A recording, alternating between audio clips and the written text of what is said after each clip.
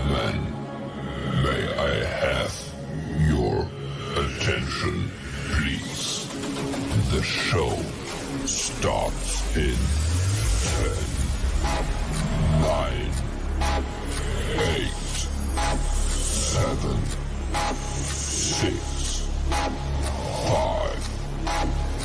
4, 3, 2, 1, go.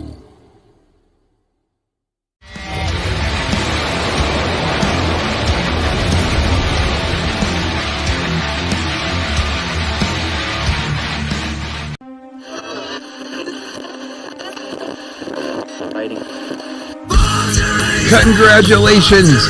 You have found Wrestle Shoot, hosted by the Wild Thing Rob Wilds and the ladies' man Chris Casanova.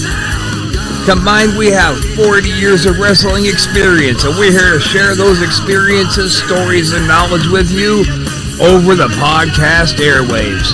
We'll be joined by friends of ours from time to time to share their stories and experiences with you as well. So climb aboard the crazy train we call Wrestle Shoot. We know how to do it, and we do it real well.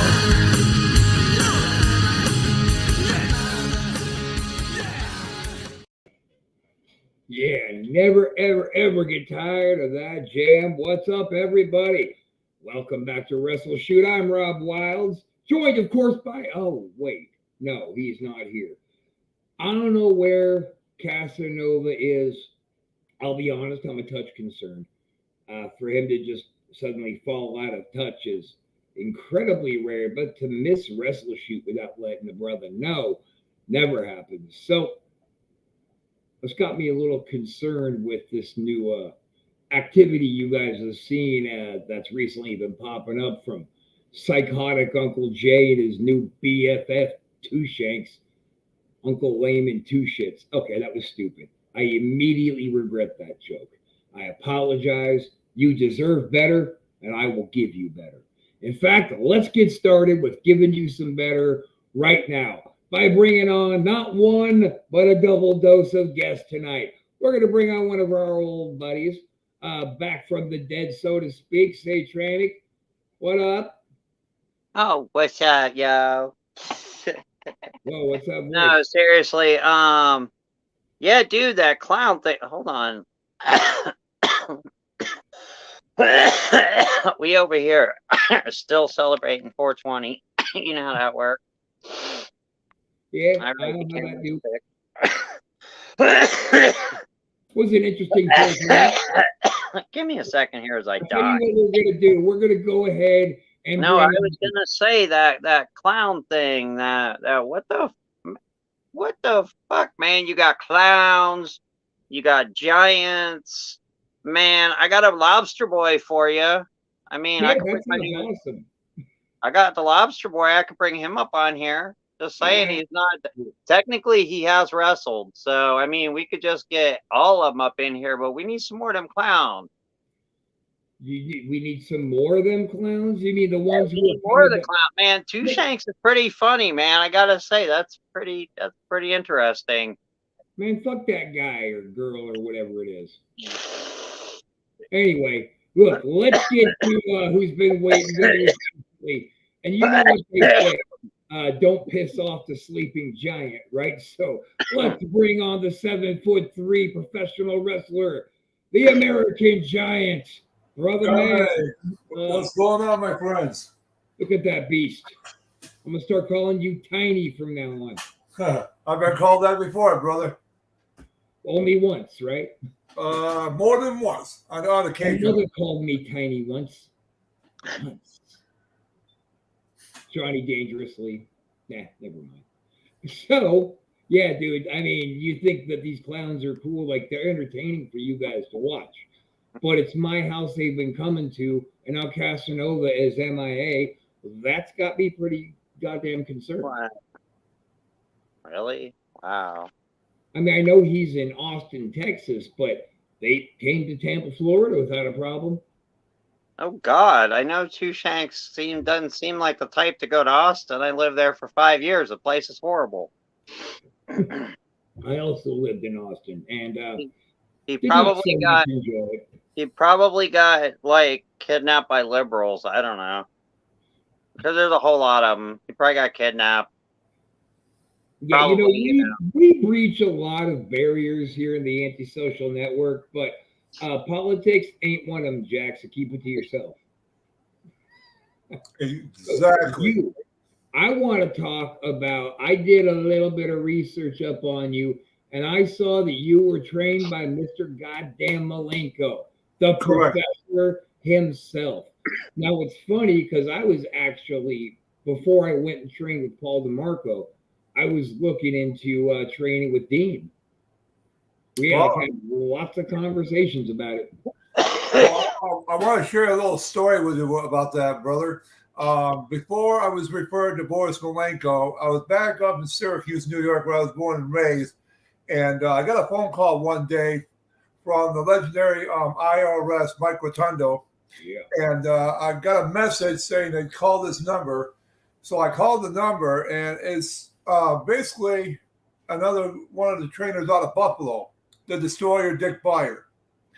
And at that point, he told me that he just retired from the business and he's no longer. And he said he's going to refer me to the Great Malenko. He asked me if I ever heard of the Great Malenko. I said, no, I do. I have no idea who this guy is. So he told me, well, I tell you what, I'm going to refer you down there. You'll be getting a phone call within 3 days. And guys, I tell you what, 3 days later, I get a call from Malenko. And welcome me to his camp, and he says, if you can get your butt down here, get trained, let's get you started. Yeah. And I tell you what, man, that was a whole different life experience for me at that point. And I trained with a lot of the guys from the WWE. I must say WWF at that point, and WCW. And so I trained with a lot of those guys, and they said, you have potential. Just get in there, bust your ass, and that's it. And just wrestle hard. That's all you can do. Learn from it and keep going. And here I am 31 years later, man. I'm still learning about a lot of things, especially the new talent and the new promotions today. And, there's a lot of great talents out there. But today versus the old school, here's the question I have. How come today they don't bring in giants like myself or, say, Paul White, the Big Show, if he wanted to get booked? How come they don't bring him on the Hardly anymore? I don't have an answer to that. It certainly isn't because Vince is opposed to giant people.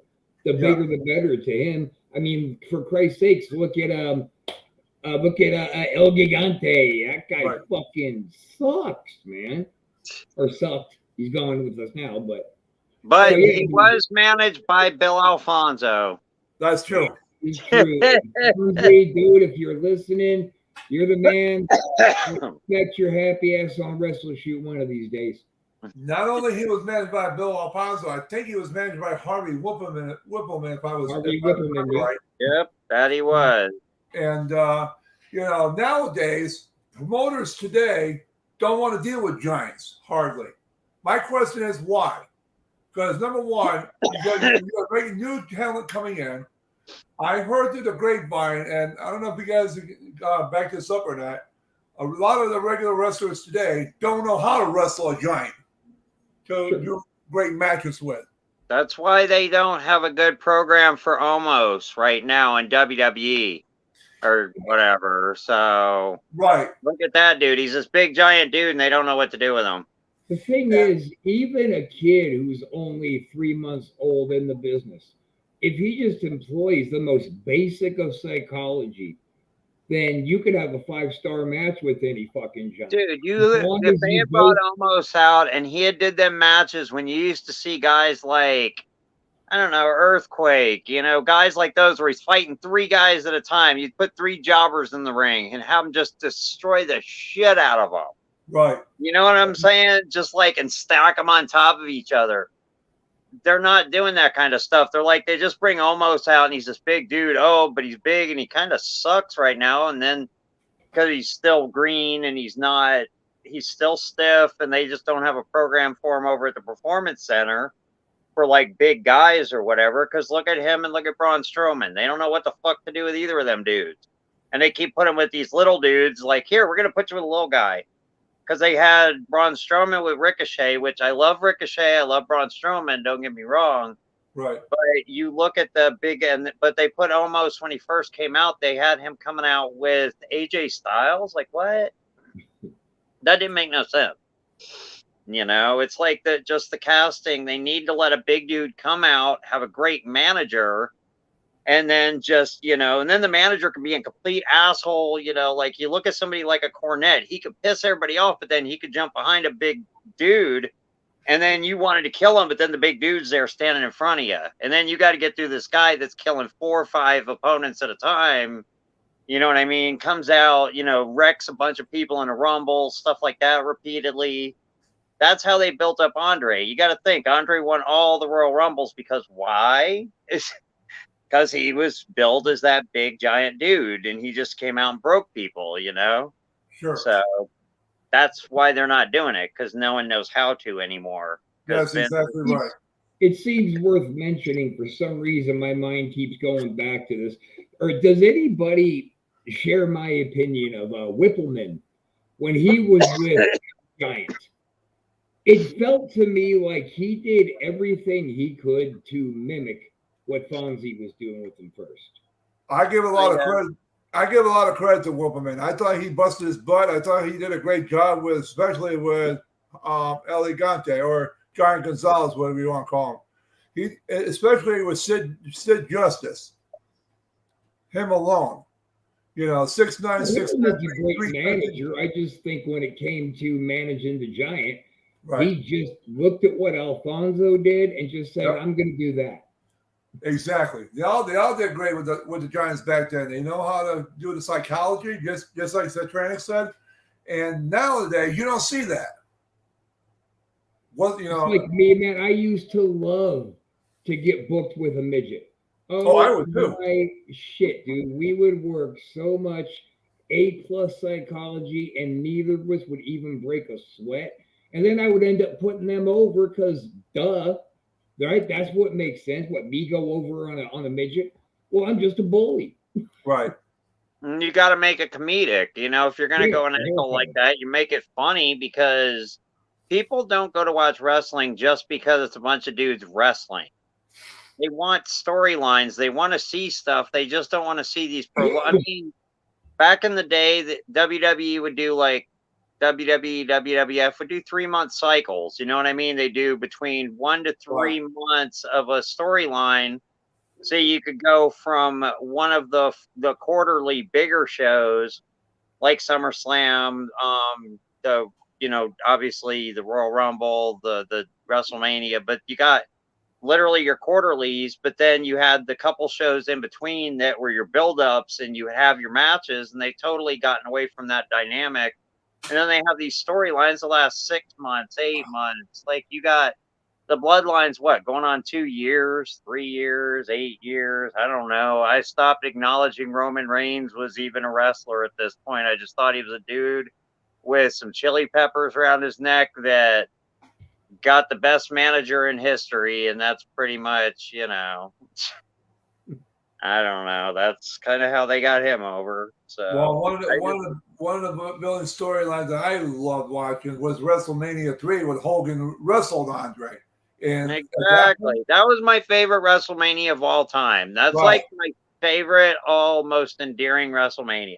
Between that and WrestleMania 1, when Andre wrestled John Studd, those are the two that brought the chemistry together, psychology. And then John Studd got the money and threw it out to the crowd. You got that right. That was great. Yep. And he was terrified of Andre to boot, which he should have been. If boss don't like you and you're booked with him, it's going to be a rough week. Like, you're not going to wake up tomorrow being like, "Woo, I'm ready to go to work today." You're going to wake up and take some happy juice and then go to work. Yeah, you're going to bust your butt. And by the end of the week, by the end of the 7th day, you'll be sore as hell, man. You'll be sitting in the hot tub for the next 24 hours, And the whole time Andre just says, "We'll do it out there." He doesn't want to can shit out with you. He's like, "No, do it out there." I'm terrified. Fuck. And one thing I learned about Andre, was that if he didn't like you, he wouldn't talk to you. He would Just put go out you there away. and fuck you Straight up. up ignore you. Yeah, exactly. And I only met Andre one time. I think that's when I was junior in high school. He came up, him and Bobby Heenan came up after the Survivor Series TV taping back in New York. He shook my hand with his deep voice. He says, "How are you, young man?" And I says, "Good, sir." He goes, "Good luck to you in the future." Whatever that, obviously, I took that to heart at that point because you never know. I never knew at that point I was going to break into the business about 5 years later or 2.5 years later, whatever it was. And you got to be as tall as him, so. No, he was tall as me. So. Yeah, so. He was tall as you. Oh, yeah. Andre's 7'5", man. I mean. Oh, okay. You're 7'4"? 7'3". Yeah, 7'3". Oh, okay. But I got another friend of mine. Straighten Wikipedia out, pal, because they got you as 7'2". Say what? I don't know. Nothing. Okay. I'm just The wrestling Wikipedia. Oh, they don't tell having the truth anyways. That's why I gotta say, just come out here and make it right. 7'3". That's my height. Yeah. Well, we gotta get you to come back on with Chris, man, because he is the fighter of giants, boy. That guy, that dude wrestled Kali, and he was outside the ring. Kali reached over the top rope, snatched him up off the floor by his neck, up and down hard. Oh, yeah. He's just like Paul Isadore was another guy. He defended his title against, forever ago, but he was like 7'1". Chris loves the bigger, the taller the dude, the better. I had this amazing match in Vegas with this guy who's 7 foot. His gimmick is X. He wears like a black lucha mask that's just straight black, but he's got the Predator dreads that come out the top of it. Oh, okay. It's fucking amazing. And it was wrestling a guy your size. You don't show up and be like, oh, this is going to be a breeze. It's going to be a hard night. Eventually, you're going to have to take a high and a hard bump from Big Boy. I've actually had somebody saying they're interested in putting me with a 7-foot guy over in CCW for some of the Kissimmee shows. So, yeah, for some reason, I seem to know a lot of large men. Now, see, if you got another 7-footer, any promoter who's got a quarter of a brainstem is going to say, oh, fuck. Let me tag Put those two together. Literally. Tag team these monsters. Just let them go out there and decimate. Exactly. Yeah. Because then whatever baby team comes over and eventually beats them, well, they are super baby now. They are white hot.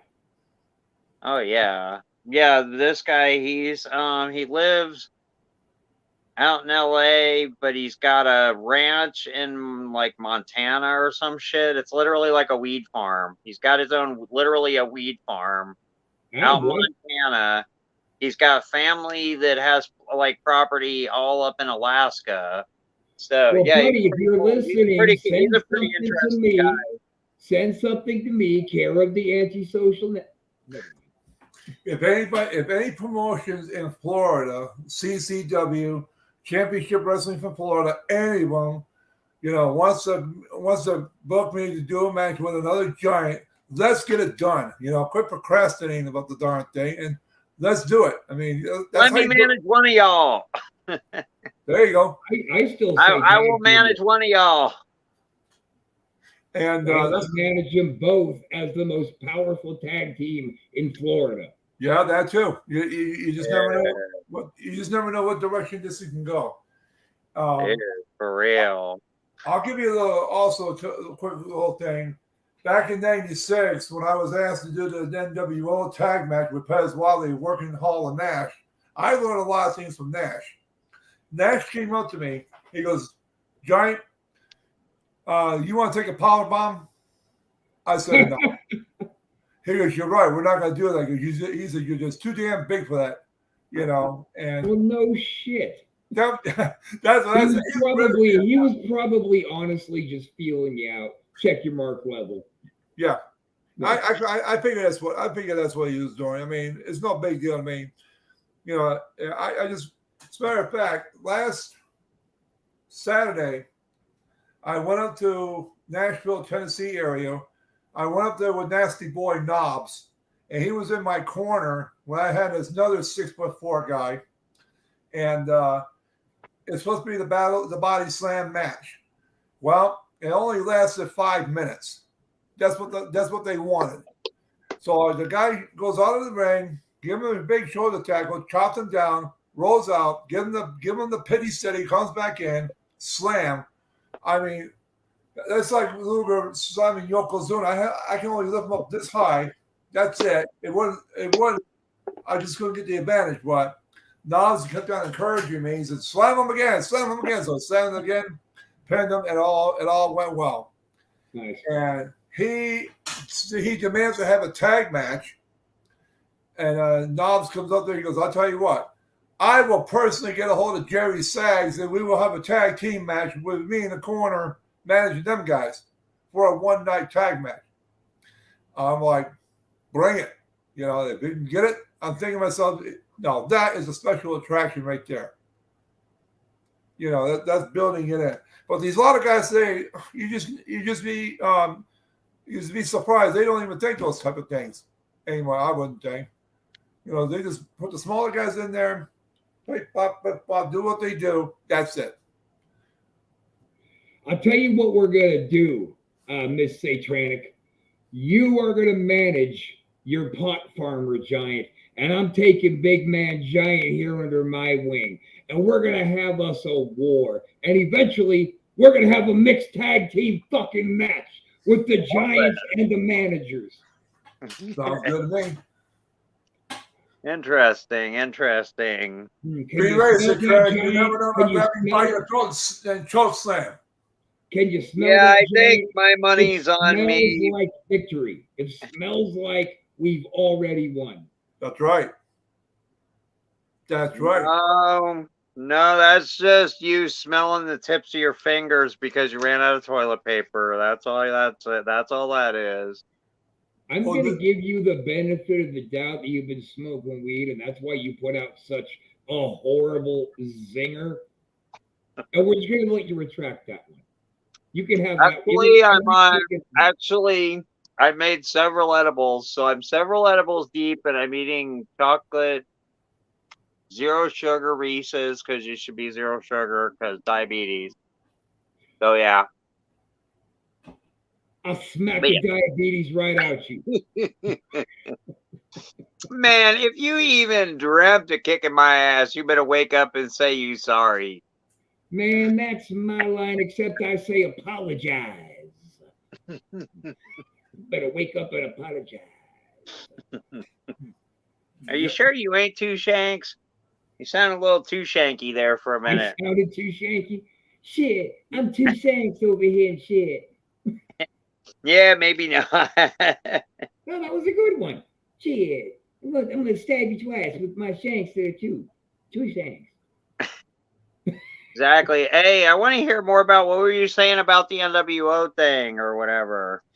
Well, at that point, I walked to the arena, and the promoter or the booker, Paul Warndorf, called me into the locker room, asked me if I could work the NWO match. I said yes. I said, would you have in mind? I guess Pistol Pez's partner did not show up. I guess he had other obligations or something. He couldn't make it.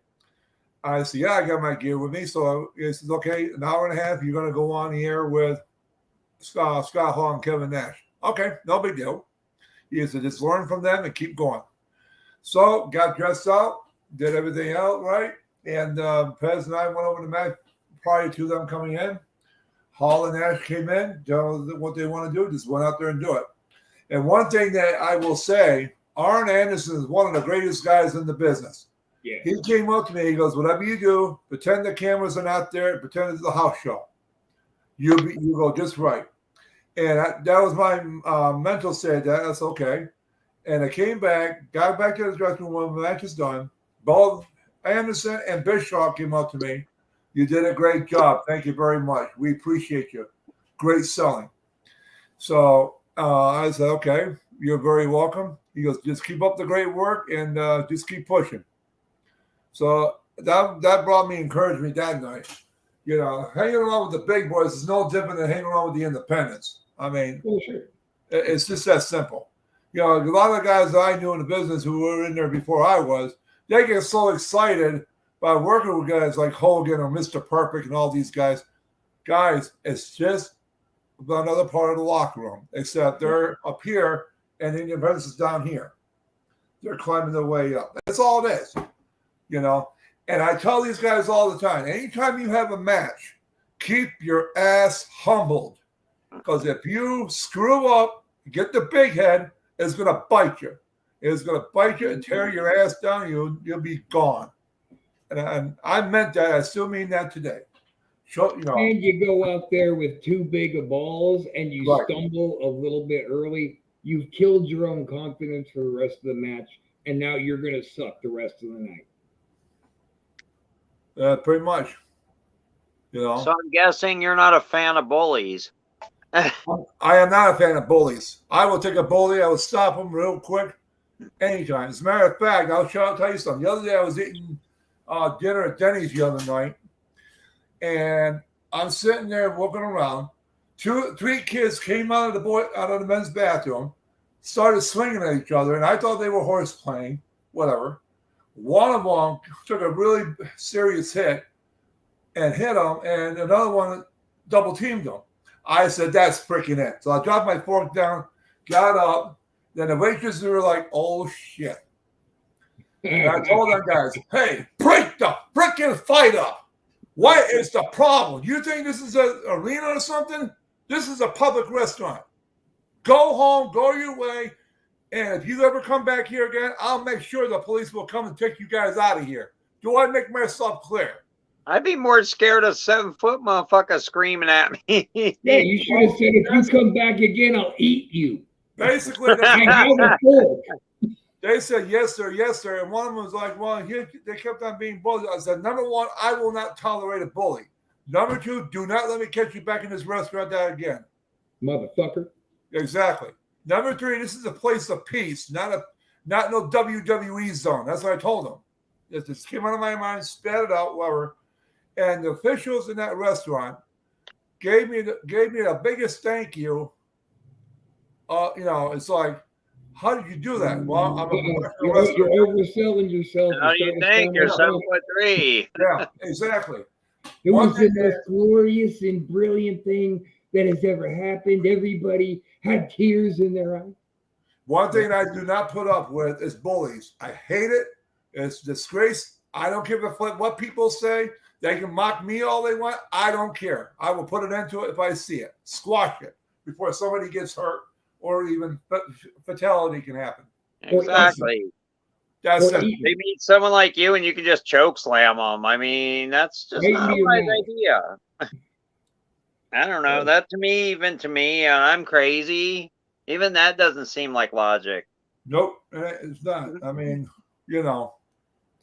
My whole take on life is people need to just stay in their lane. Whatever you believe, that's cool. Believe what you want to believe. Just stay in your lane with it. Just go over there. Don't infringe on everybody else. Right. Just stay in your lane. This motherfucker stays in this motherfucker's lane. This person stays in this person's lane.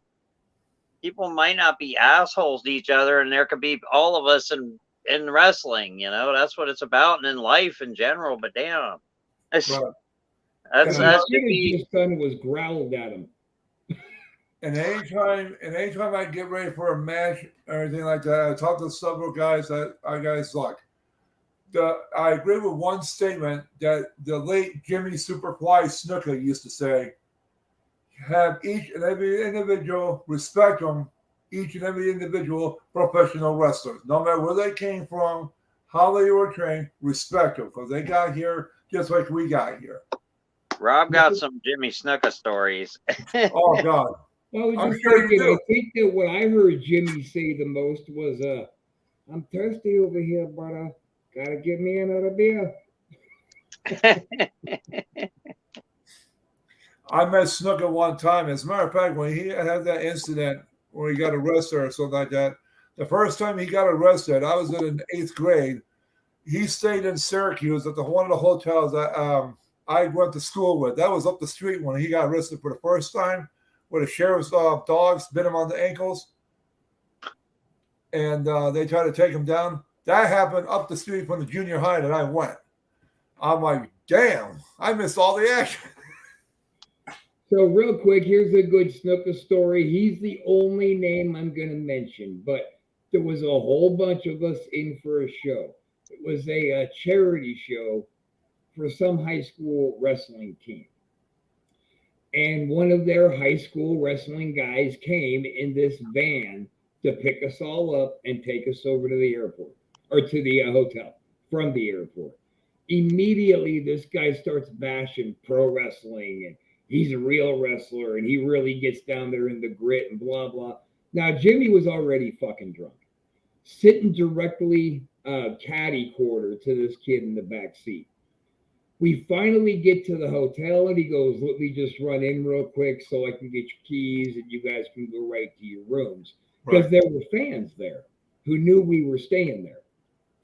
And when the kid gets out of the car, Jimmy simply leaned forward, stuck his finger down his throat, and puked all over the kid's seat, and then sat back like nothing happened. Everybody in the car is pissing themselves laughing because the kid finally comes back out.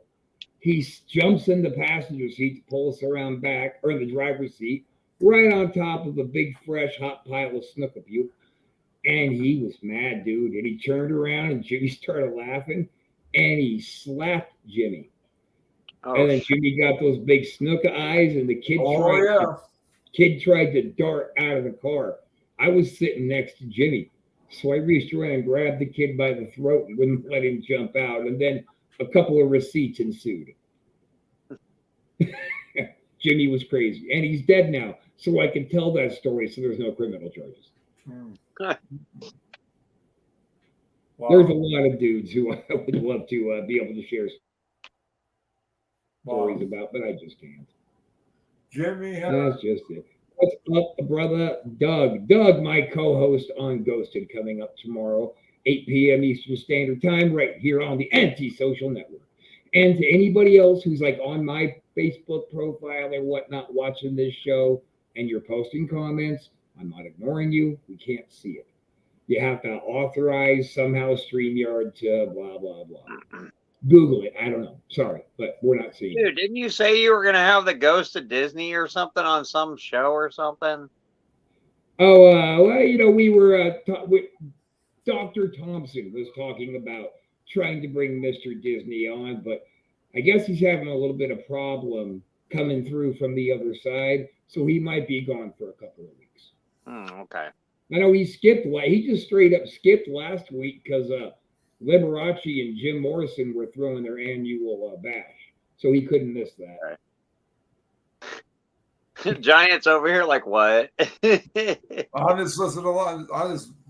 Oh, you were saying that I actually might have saw you at a Bayfront Center show. It was, I want to say February, I don't know, maybe 90. It was November of 96. Was it 96? Yeah, okay. Yeah, November. Literally, I remember being at that show and being like, and then I was like, you were there. Right. It was in November of 96. Now, did you ever get out back in the day and wrestle for like Rick Bassman or Vern Langdon, Alex Knight? I never wrestled them, but I know who they were. No, wrestled for them. Have you ever? No. Never have. No.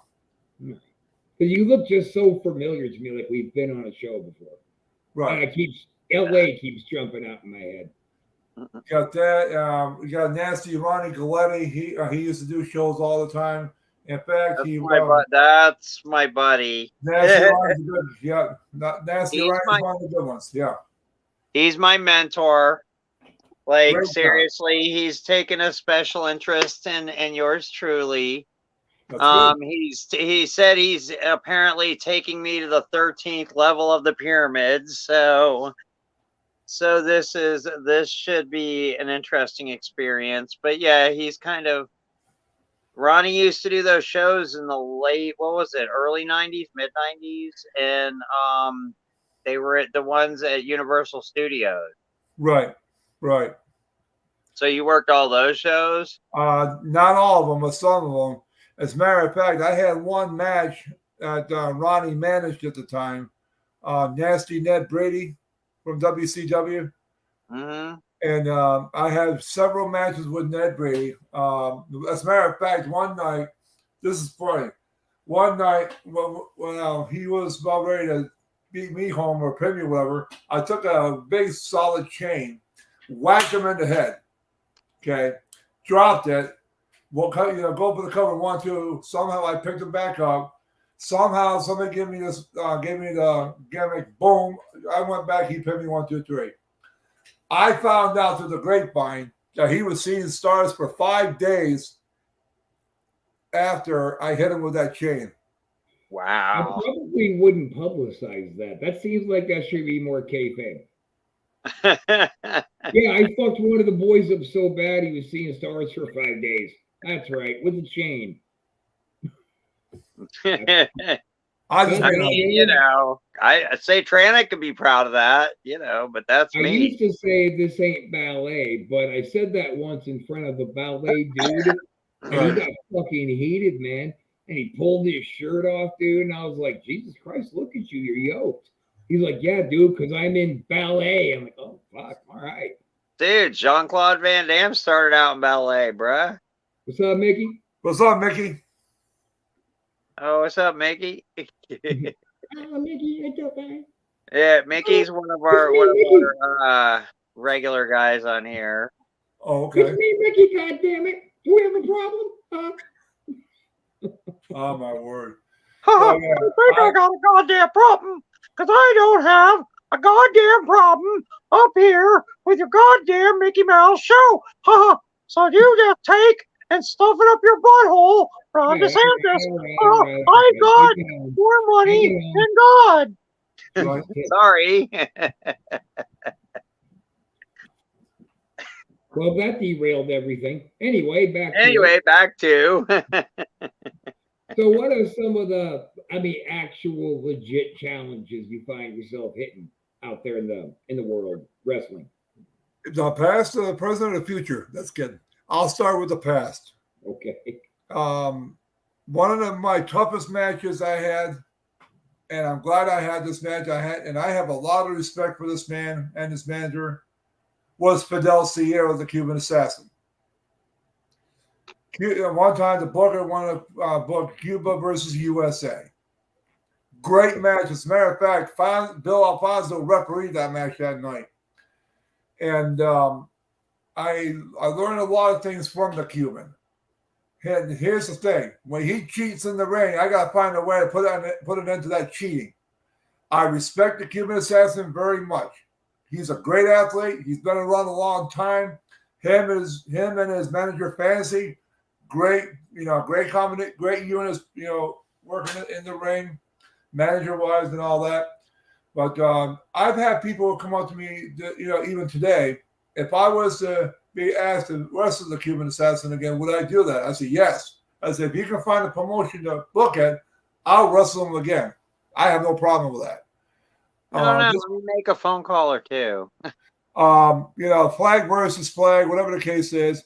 And like I said, I respect the Cuban. He's a great wrestler. Came out of Puerto Rico, Havana, Cuba, the WWE, all over, even the Oregon area.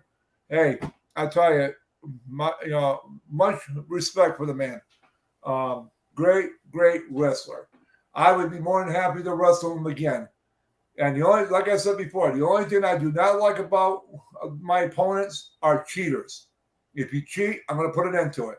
You can beat me down, whatever the case is. I'll do my best to beat you. If I don't, hey, I've already won because I stepped in there again, whether I win or lose the match. Well, then Satranic will be running from you around the ring like a scared jackrabbit because I tend to cheat. Sorry. That's all right. A girl like me's got to get over. Put this way. If I grab you by the throat, you're going for the choke slam, Daddy. You're going to be going 10 feet up, bam, onto the floor. And Well, you know, Ron's going to be sitting there, you got your buck. But I would love to wrestle the Cuban again, and somebody out there will book it. I think I'm gonna have to send this video to a couple people and have them watch this and see what they think. Like I said, back then we had Cuban and I had great matches. I took it as a learning experience between him, Nasty Ned Brady, CB Oppie, and all these guys. I even wrestled the late genius Lanny Poffo. You know, I've been around the block with these guys, and I'm not trying to sound like a big head. I'm just sharing my experience, what I had in the past. And, you know, these new talents today, where have they been? They don't understand. I actually have a Lanny Poffo story, and it's not even wrestling related. After he got out of the business, towards he was doing telemarketing up in Largo. Yes, I remember that. Yes. I used to sell him lead listings because I was a hacker back then, and back when internet was easy to hack. And we used to break into places and steal credit listings, and we would sell them. We would sell them to like telemarketing companies for a price. And that's how we used to get over. But it's been so long ago, statute of limitations is up on that particular card. So yeah, I remember. You're right. I remember working for a company like that. Yeah. You know. So yeah, we would sell them. You just be admitting crimes all day long up on this bitch. Holy shit. Hey, all the shit I admit to, I've either done and done my time for, or the statute of limitations is up. If the statute of limitations ain't up on it, I didn't do it. Right. Yes, you did. No, you did. I probably did, but I'm not going to admit to it. I'm going to tell. Don't worry, the evidence is there whether you did it or not, so you don't have to worry about that. Well, you're guilty or you're just already guilty. All the evidence is coming forth. I mean, come on now. Hey, I am a sinfluencer, not an influencer. I'm a sinfluencer. I make sure I corrupt the youth of America. Do my part. Right here on the Anti-Social Network. Okay, like how long do we got left? Because I want to know, like, who's your favorite. I want to ask Giant who's his favorite opponent ever. All right, we're taking it home, so let's go ahead and get that one out. All right, my favorite opponent. I got like ever your all-time favorite. I got two of them. Can I name two of them? Yes, okay. Name five. Number one, the genius Lanny Poffo had a great match. He became my tag team partner for one time with his dad in my corner. Number two, the Cuban. I will say that. I can honestly say that. Great. We had a great, solid match. And like I said, he cheats. I'll put an end to it the best I can. But I respect the man as a professional athlete. I don't know if we can get Bill Alfonso to referee that Fidel Sierra one, but if we could give Fidel to come out and maybe have up with you, how about we get someone like someone like Bob the Cooker, and have him come on and referee that maybe. Yeah, let's go ahead and take it home now instead of go over hypotheticals. Gotcha. Hey, Tranic, plug what you got to plug. I don't know. I got a show on May 27th with Tampa Bay Pro Wrestling. That's going to be at Retro Rat behind the back of the building. You'll see me out there with my new faction, the Disruption. We come out and we're just basically going to just make all kinds of a mess, and we're having a grudge match with a team that they kind of got together because of us just doing what we do and wrecking them basically. So, and that's what we're going to continue to do, is the Disruption over there. So yeah, if you get a chance to come out on May 27th for that one. And other than that, I'm working in the studio doing work. That's about it. Shoot job. Giant, get your plugs out there, brother. Yes, sir. Next week, next Saturday, I got a match in Dalton, Alabama. They put me in the number one contender for the heavyweight title for Wireglass Wrestling Alliance, and looking forward to that. And then 2 weeks after that, I'll be back in Virginia in Fort Defiance, Virginia, with another promotion for that weekend. And after that, that's all I have at the moment. Where can they find you online? Look you up. Well, this on Facebook. You can find me on Facebook, the American Giant Buck Bresner. If anybody wants to get a hold of me, you can private message me. And I just started an Instagram account, rather. You can find me under Buckamania 565. And Nice. I just started doing the Instagram thing, so that's gonna take me a little bit to build, but basically. I've been doing it a while. I just don't keep up with it. About once every month and a half, I update it. I've literally got pictures with Chris Jericho from like a month ago that I haven't posted. So, okay. don't feel bad. No, I mean I'm not. I mean, it's one of those things, you know. Yeah. And So with that being Buckamania. said, Okay. guys, we're going to be making some announcements here pretty soon on the official Antisocial Network. We're going to be diverting traffic over there. Our growth rate here with the Antisocial Network has been like exuberant. It's been going really, really well. So we're going to ride that wave with you guys and bring you a whole lot more quality content. Don't forget to catch Ghosted tomorrow night with myself and Doug Damien, 8 o'clock Central. Then we have at noon Central, we're going to be doing What's the Difference with me again. And the Butcher discussing the differences between the United States and the United Kingdom, and we'll be joined by Vanessa Race from Canada, so we get a Canadian take on it. That's You don't want my take on Canada. Right. Yeah, let's end the show with a little bit of hate. That's always awesome. Good No, job, I got kicked out. No, just to leave everyone in suspense, I got kicked out. You're Miss Anti-Hate, but you're putting your hateful rhetoric. No, I don't. No hate at all. I just got